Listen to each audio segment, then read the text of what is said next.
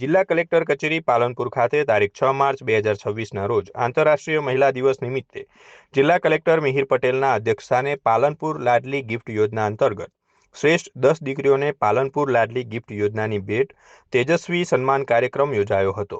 મહિલા કલાનિધિ ટ્રસ્ટ કાણોદર પ્રેરિત આ ઉપક્રમે બનાસકાંઠા જિલ્લામાંથી પસંદગી પામેલ 10 દીકરીઓને પ્રતિ દીકરી ₹25,000ની પ્રોત્સાહક ભેટ રૂપે ફિક્સ ડિપોઝિટ અર્પણ કરવામાં આવી હતી।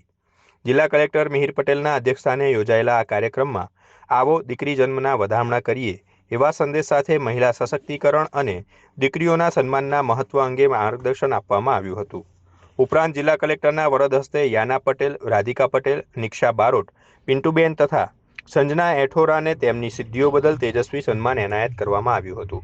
આ પ્રસંગે જિલ્લા વિકાસ અધિકારી એમ.જે. દવે, મહિલા કલાનિધિ ટ્રસ્ટ કાણોદરના પદાધિકારીઓ, વિવિધ સેવાભાવી સંસ્થાઓના પદાધિકારીઓ અને જિલ્લાના ઉચ્ચ અધિકારીઓ, બાલિકાઓ તેમના વાલીઓ ઉપસ્થિત રહ્યા હતા।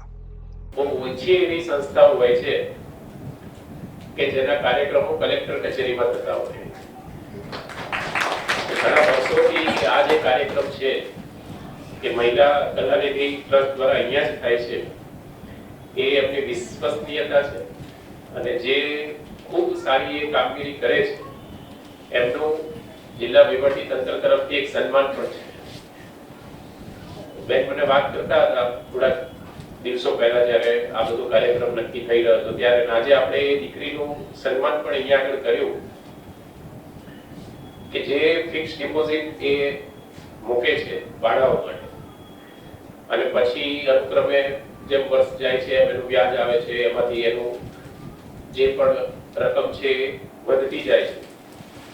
એટલે એ જે ડિપોઝિટ જ્યારે દીકરી માટે મૂકી હતી એનો ઉપયોગ કરી અને એ બેન ભણ્યા અને આજે કદાચ મેં હમણાં એમની પૂછ્યું પણ ખરા કે આજે એ મેડિકલ કોલેજમાં અભ્યાસ કરી અને પછી નર્સિંગ તરીકેની સેવા પણ આપે છે।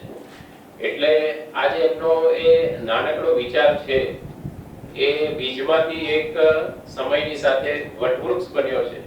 એ બદલ હું એમનો ખૂબ ખૂબ આભાર માનું છું।